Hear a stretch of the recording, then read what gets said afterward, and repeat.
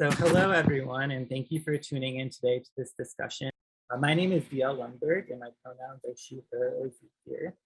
I feel very privileged to be moderating this conversation today between two really amazing people, Matilda Lartey and Stacey Johnson. Matilda is a fashion designer and community activist in Greater Accra, Ghana, where she specializes in upcycling. And then Stacey is a sustainability expert and creator of culture based in the United States. She has more than 18 years of experience in retail, with more than 10 specializing in sustainability, with work on life cycle assessment, mitigation, adaptation, and recycling, to name just a few areas. So Matilda, could you talk a little bit about what Cantamonto market is? Yeah.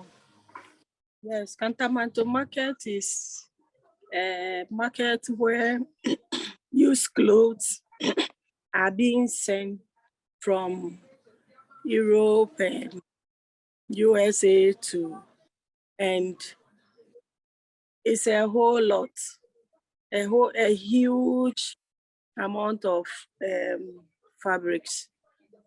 Some are on the ground and it's spread all over. So when you need any used clothes, that's the point where you have to go.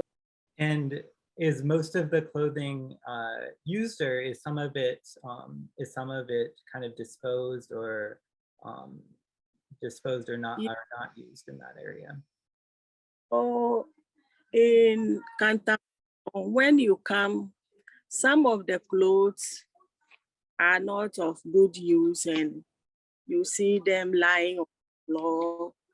Nobody even like to buy it. But yes, so they bring and dump them over there. Yeah. And it's choking our gutters and creating so many hazards.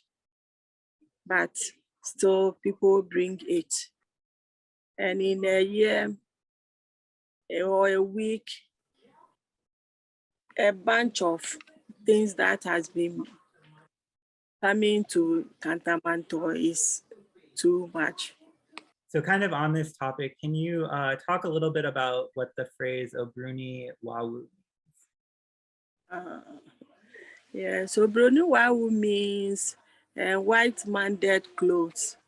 So when the white man died, they have to pack all their things, then they bring it to Cantamonto to sell, which is not, some of the things are not all that good.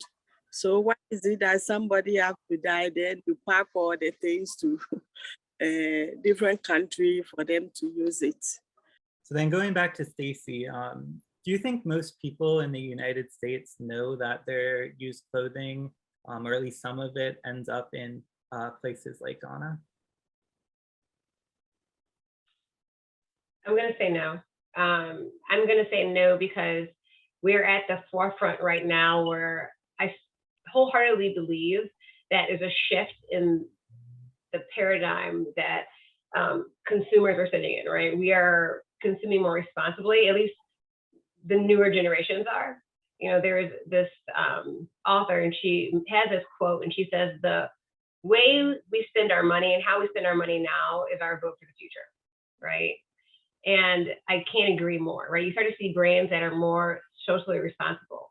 You start to see brands that are more B Corp certified. You start to see brands that are still focusing on their product, but also being very mindful of their value that they create, their entire life cycle, right? So their LCA. Because they know that consumers would much rather pay, you know, $3, $4 more for a shirt that was sourced responsibly and ethically, that may be made with recycled material, because then they feel like they're adding to that 1% of them that's recycled and reused each year to make that number a little bit higher. So you start to see this momentum, right? And so I think the louder this message is shared, the more spotlight that it gets and and how that reality sinks in, the more likely consumers are going to start really digging into where the denim is coming from, how is it sourced, how can they responsibly recycle their denim. So Matilda, could you talk about how all of the used clothing from abroad kind of impacts your business as an artisan or your market to sell clothing? Yeah.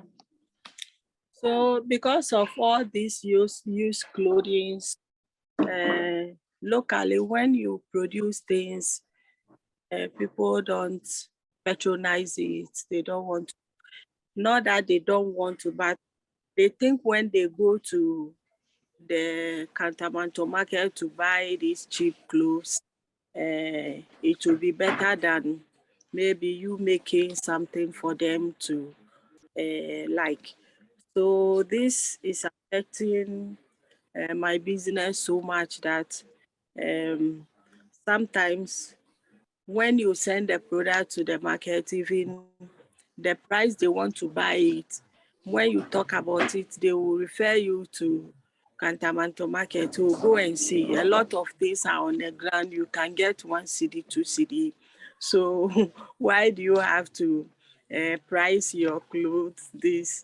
So it's affecting artisans. So kind of having looked at these two angles, the environmental and economic side, Matilda, from your perspective, do you think the clothing being sent from abroad is good for Ghana and good for artisans?